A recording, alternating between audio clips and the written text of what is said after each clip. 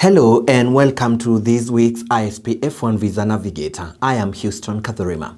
In today's episode, we are tackling a question nearly every student has in the visa interview. What is the visa officer typing during the interview? Imagine this: you step up to the embassy interview window. Your heart is racing, but you are keeping a confident smile. You greet the visa officer, and as you start answering questions, you notice the officer's eyes flick to the computer screen. Their fingers fly across the keyboard, typing and typing, even as you speak. For many students, this moment is unnerving. Are they even listening to me?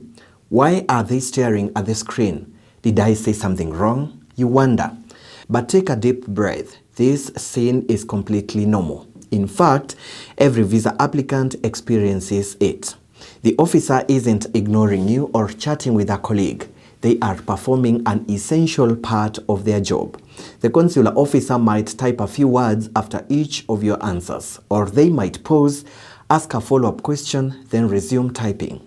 They might not maintain constant eye contact because they are looking at your DS-160 application info on the screen, cross-checking details and updating notes.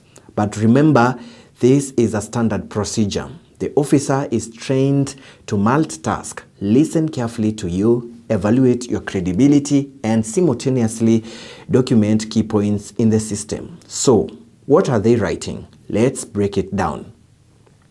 Visa officers are making case notes about your interview.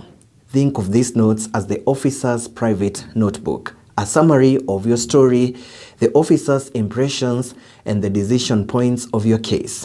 They are capturing the facts and feelings that will later justify whether to approve or deny your F1 visa.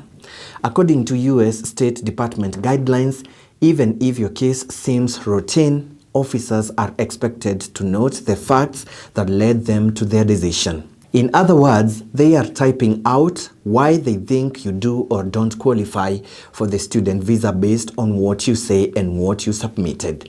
These notes may include critical facts you share, like having a full scholarship or a clear plan to return home, which might be summarized as family funded, or plans to return, start IT business.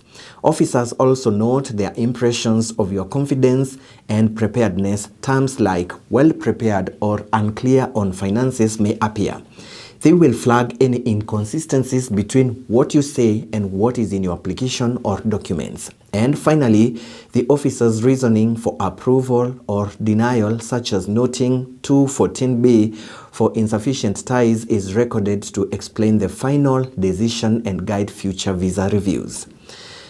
Now, here's the big deal. Those notes the officer types become part of your permanent immigration record. That's right. What gets typed into the consular system doesn't just vanish after the interview. It stays on file in the US government database. If you ever come back for another visa, whether a reapplication for F1 or even a tourist visa years later, future visa officers will see what was written about your previous interview. Think of your visa interview record like a medical chart. Each interaction is documented, and those notes stay with you. If you are denied, the officer's reason is saved in your profile. For instance, a note might read 214B, insufficient ties, funding unclear, and that exact comment will be visible to the next officer you face. That means future interviews don't start from scratch. The officer already knows the past concerns and will expect you to address them. Now, you might be wondering, do a few lines of notes really carry that much weight? Absolutely yes.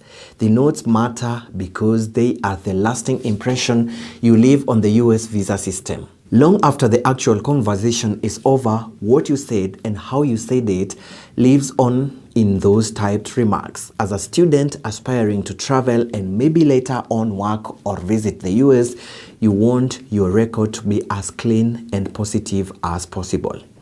As we wrap up, remember this key takeaway. When the visa officer is typing during your interview, they are writing your story in the visa record. Your goal is to guide the narrative. Every word you say can help shape those notes, make them count. Take the next step in your success journey, join our community of bold achievers, and let us guide you from admissions to visa success and beyond.